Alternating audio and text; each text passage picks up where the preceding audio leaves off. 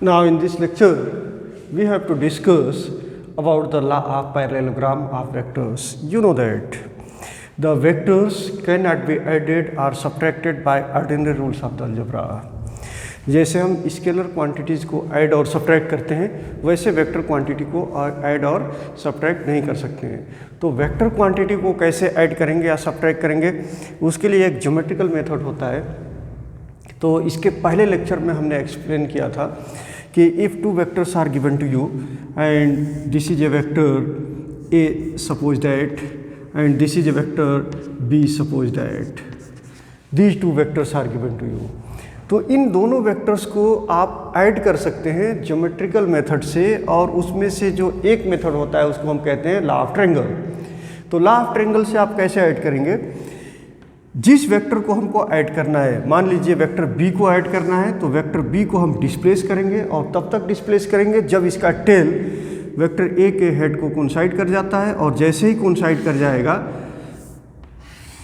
तो हम vector A के टेल से वेक्टर बी के हेड को ज्वाइंट करेंगे, और इस तरह से ये रिजल्टेंट होगा, और इसको हम लॉ ऑफ ट्रायंगल कहते हैं। सेम वैसे ही अगर दो वेक्टर्स आपको दिए गए हैं, मान लीजिए दोनों वेक्टर्स आपको दिए गए हैं जिनको ऐड करना है, एक है वेक्टर p और दूसरा है vector q। This is a vector p and this is a vector q। You have to add the vector q to vector p, मतलब हमको p प्लस q फाइंड करना है। क्या फाइंड करना है? p plus q। तो इसके लिए हम लॉ ऑफ ट्रायंगल तो यूज कर ही सकते हैं, जो पहले आपने लर्न किया है, इसको सीखा है। आज हम दूसरा मेथड यूज करेंगे इन दोनों वेक्टर को ऐड करने के लिए, और उस मेथड को हम कहेंगे लॉ ऑफ पैरेललोग्राम। तो यह मेथड क्या होता है? हमको जिन दो वेक्टर्स को ऐड करना है, उन दोनों वेक्टर्स के टेल को एक कॉमन पॉइंट पर लाएंगे।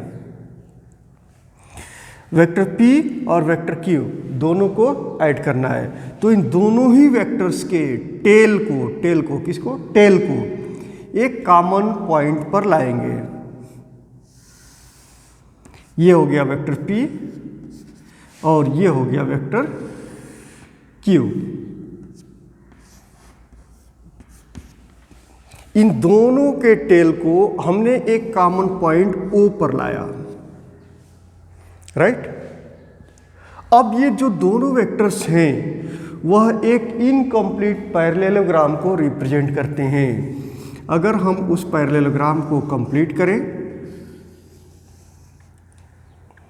मतलब P के मैग्नीट्यूड से P के पैरेलल एक लाइन हमने ड्रा किया, और वेक्टर Q के मैग्नीट्यूड से, मतलब वेक्टर Q को डिस्प्लेस करके हमने यहाँ पे कर दिया। इस तरह से हमको ये पैरेललोग्राम मिल गया। अब इस पैरेललोग्राम का जो डायगोनल होगा वही रिजल्टेंट वेक्टर होगा। The diagonal of this parallelogram will be the resultant vector. तो what is the law of parallelogram? If two vectors of same type originating from same point, both are originating from same point, are represented in magnitude and direction by two adjacent sides of the parallelogram. Their resultant vector is given by magnitude and direction by the diagonal of the parallelogram. मतलब ये हुआ कि दो vectors जो एक ही common point से originate होते हैं, ये दोनों वेक्टर एक पैरेललोग्राम के साइड को रिप्रेजेंट कर रहे हैं, दो एडजेसेंट साइड्स को रिप्रेजेंट कर रहे हैं। अब इस पैरेललोग्राम का जो डायगोनल होगा वह इन दोनों वेक्टर्स के रिजल्टेंट को रिप्रेजेंट करेगा। This is known as law of parallelogram of vectors. Now let us we discuss how you can add vector P and vector Q by using the law of parallelogram. तो ये point O हो गया and this is point A, this is point B, this is point C। Now OA, vector OA is equal to vector P, vector OB is equal to vector Q, and these vectors are to be added. And here the resultant vector is OC. This is a diagonal and this is R, and R is equal to P plus Q. You have to find here the resultant vector. Now this angle between vector A and vector B is theta. Angle between the resultant vector and vector P is alpha. Angle between the resultant vector and vector Q is beta. Clear? Now produce this line OA in forward direction. Line OA को हम आगे की तरफ थोड़ा सा increase करेंगे and then draw a perpendicular from point C. तो therefore this will be the point D, and according to geometry of the figure this angle is theta, therefore this angle will be also theta. Clear? Now हमको find क्या करना है, we have to calculate the resultant vector, and what is the resultant vector? Resultant vector is OC, resultant vector है OC। तो therefore using this right angle triangle, यह एक right angle triangle बन रहा है, इसका हम यूज करेंगे। तो therefore from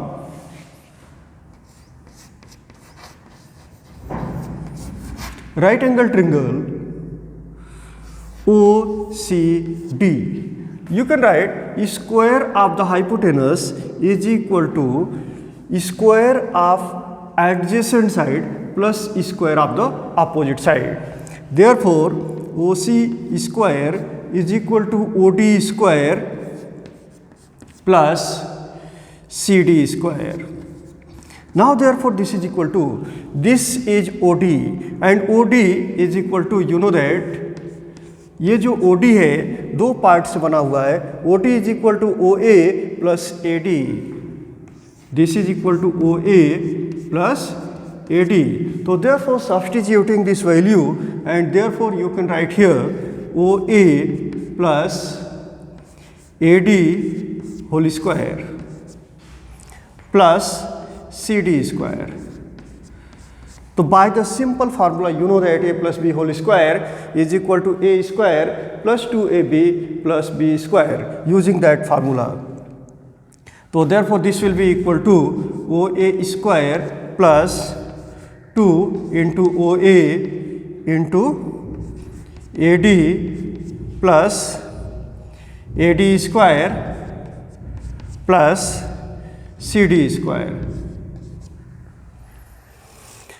Now here AD square plus CD square, AD square plus CD square, ये AD है और ये CD है, तो AD square plus CD square is equal to AC square, because this is a right angle triangle and you can apply the Pythagoras theorem. Now therefore this is equal to OA square plus 2OA into AD, 2OA into AD and plus AD square plus CD square. तो ये right angle triangle है, इस right angle triangle में ये 90 degree है, तो यहाँ पे आप लिख सकते हैं कि AC square, because this is a hypotenuse, AC square is equal to AD square, this is a adjacent side here and this is a opposite side, so therefore plus C D square. तो ये value मैं यहाँ पे substitute करूँगा, तो therefore ये कितना हो जाएगा, A C square. Clear? Now this is equal to O A, this O A is vector P, तो therefore you can write this is P square, because OA is magnitude of vector P and magnitude of vector P is P, plus 2 into OA into AD plus AC square. This is a AC, and this AC is exactly same in the length with the OB, means if you indicate here arrow then this will be vector q। तो इसकी लंबाई कितनी है, वो a के बराबर है, इसलिए हम कह सकते हैं दिस इज b। तो therefore sorry this is q। समझ में आया? ये वेक्टर q है, और अगर यहाँ पे हम वेक्टर की बात करते हैं तो ये दोनों वेक्टर आपस में बराबर होंगे, और अगर हम मैग्नीट्यूड की बात करते हैं तो इस साइड की लंबाई वेक्टर q के मैग्नीट्यूड के बराबर है, और इस साइड की लंबाई भी वेक्टर q के मैग्नीट्यूड के बराबर है, तो इसलिए हम यहाँ लिख सकते हैं q स्क्वायर, राइट। और O A is equal to p, तो therefore this is equal to p square plus 2p। अब AD की वैल्यू हम कैसे फाइंड करेंगे, AD की वैल्यू, तो look here this is A right angle triangle, तो फ्रॉम ट्रायंगल ACD, ये कौन सा ट्रायंगल होगा, राइट एंगल ट्रायंगल होगा, इसलिए हम इसमें साइन फार्मूला भी अप्लाई कर सकते हैं और कोसाइन फार्मूला भी अप्लाई कर सकते हैं। तो sine theta, because this angle is theta, तो sine theta is equal to opposite side upon hypotenuse, और अपोजिट साइड कितना है, सी डी है, और हाइपोटेनस कितना है, हाइपोटेनियस है AC, और AC कितना है, वेक्टर Q के बराबर, तो upon AC that is equal to CD upon Q। Therefore you can write here CD is equal to Q sine theta. Same आप इस पे AD फाइंड करने के लिए भी अप्लाई कर सकते हैं, और AD फाइंड करने के लिए कैसे अप्लाई करेंगे, to find the AD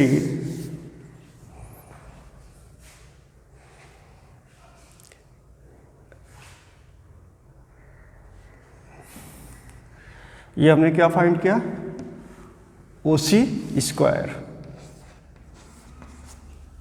right. You can apply the sine formula, sorry cosine formula, तो cos theta in the same triangle में कॉस फार्मूला हम अप्लाई कर रहे हैं, तो cos theta is equal to adjacent side upon hypotenuse, और adjacent side कितना है, AD है, और hypotenuse that is a AC, and this is equal to AD upon AC। AC कितना होगा, AC is equal to this one, that is Q। Therefore you can write AD is equal to Q cos theta, Q cos theta. तो हमारे पास दो equations आ गए, दो equation आए, कौन कौन से इक्वेशन आए, एक आया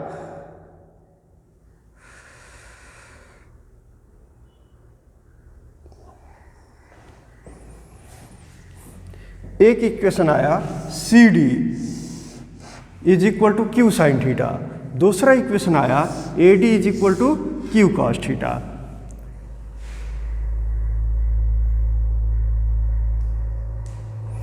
तो therefore AD is equal to Q cos theta, ये वैल्यू हमने यहाँ पे रख दिया Q cos theta,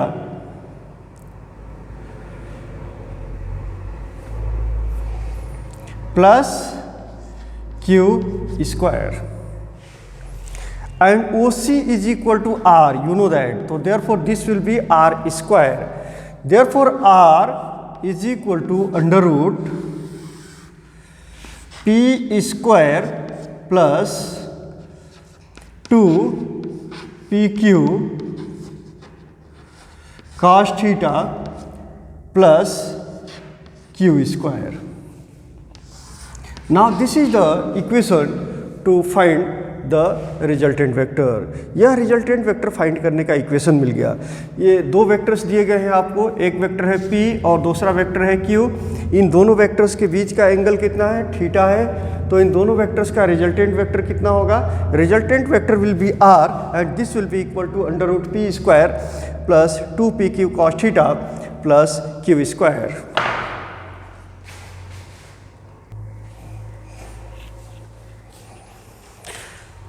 are square is equal to P square plus 2PQ cos theta plus Q square. तो R कितना मिल गया? R is equal to under root दोनों साइड का स्क्वायर रूट ले लेंगे, तो under root P square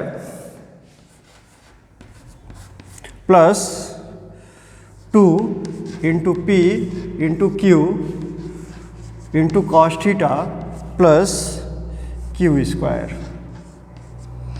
this is equation number 1। मतलब कि दो वेक्टर्स दिए गए हैं, एक वेक्टर है P और दूसरा वेक्टर है Q। ये दोनों वेक्टर्स इंक्लाइंड है एंगल थीटा से है। तो इन दोनों वेक्टर का जो रिजल्टेंट होगा by using the law of parallelogram वो कितना होगा? That will be equal to under root magnitude square of magnitude of vector P plus 2 into magnitude of vector P into magnitude of vector Q cos theta plus square of magnitude of vector Q। Now let us we find. देखो यहाँ पे हमने magnitude find कर लिया है। किसका magnitude find किया? Vector का। अभी हमारे पास ये कुछ इक्वेशंस हैं जो मैं इनको अरेंज करता हूँ।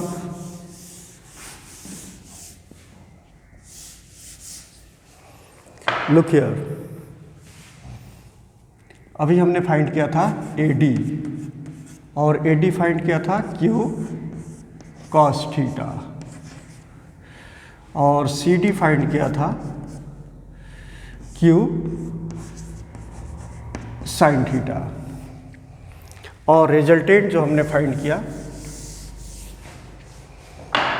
Resultant R that is equal to under root P square plus 2P into Q cos theta plus Q square. मतलब दो वेक्टर्स दिए गए हैं, एक है वेक्टर P और दूसरा है वेक्टर Q और दोनों वेक्टर एक दूसरे से थीटा एंगल पर इंक्लाइंड हैं। तो इन दोनों वेक्टर्स का जो रिजल्टेंट होगा that will be represented by this diagonal and this will be equal to means resultant vector is equal to under root P square plus 2PQ cos theta plus Q square। अब magnitude of resultant vector हमने find कर लिया, but resultant is a vector, what is its direction?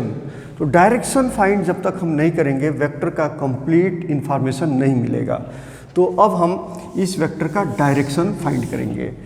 Direction क्या होगा? Now this is A resultant vector making angle alpha with vector P।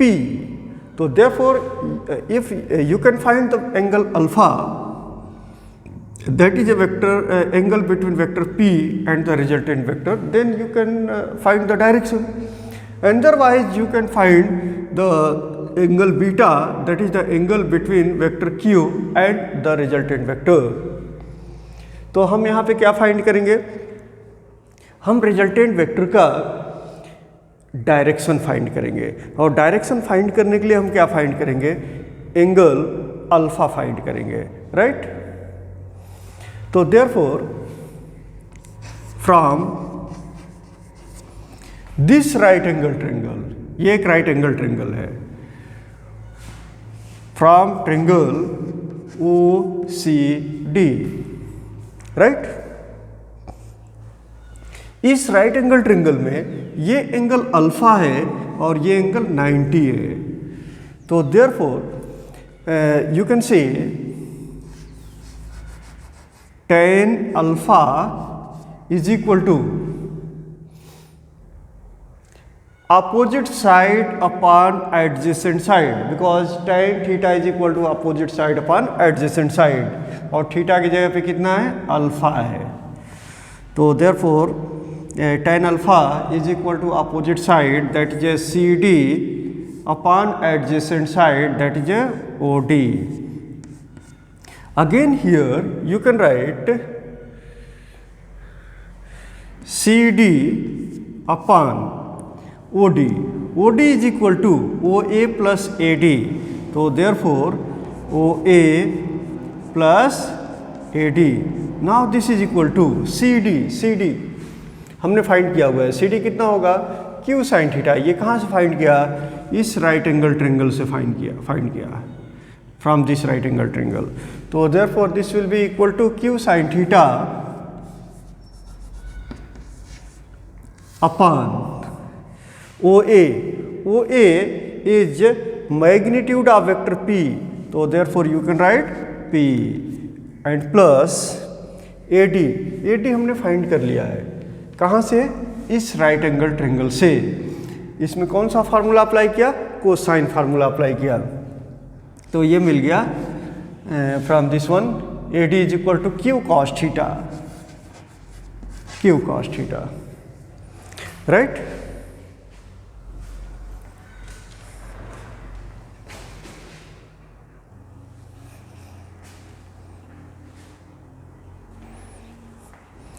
Now tan alpha is equal to Q sin theta upon P plus Q cos theta. Therefore alpha is equal to tan inverse Q sin theta upon P plus Q cos theta. tan inverse कहाँ से आया, tan को हमने right में ले लिया, tan inverse के form में आ गया। तो therefore this is a formula to find the alpha. तो इसमें दो चीज़ें इंपॉर्टेंट है इस डेरिवेशन में। दो वेक्टर्स दिए गए हैं, एक है वेक्टर P और दूसरा है वेक्टर Q। ये दोनों वेक्टर इंक्लाइंड है एंगल थीटा से। वेक्टर P और वेक्टर Q ये दोनों वेक्टर पैरेललोग्राम के दो एडजेसेंट साइड को रिप्रेजेंट करते हैं। तो इस पैरेललोग्राम का जो डायगोनल होगा वह रिजल्टेंट वेक्टर को रिप्रेजेंट करेगा। अब इस रिजल्टेंट वेक्टर का जो मैग्नीट्यूड हमने फाइंड किया वो मिल गया, r is equal to √p square plus 2pq cos theta plus q square, ये इसका मैग्नीट्यूड है। But this is a vector quantity, therefore you must find what is the direction of this vector. Direction of this vector is angle alpha, which is the angle between the given vector P and the resultant vector R. ये angle alpha है। इस angle को हमने find किया तो ये angle मिल गया tan inverse Q sin theta upon P plus Q cos theta. Now also you can find this angle, that is angle beta, which is the angle between the vector Q and the resultant vector R. अगर इस angle को हम find करेंगे तो ये भी इसी form में निकल जाएगा, एंगल बीटा tan इनवर्स के फॉर्म में आएगा, and that angle gives the direction, gives the angle between the vector Q and the resultant vector.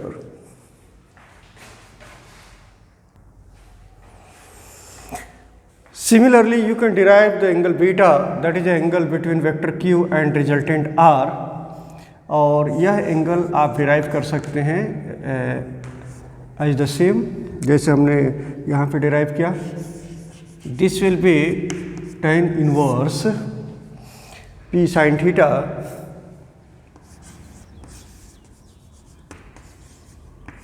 Upon Q plus P cos theta.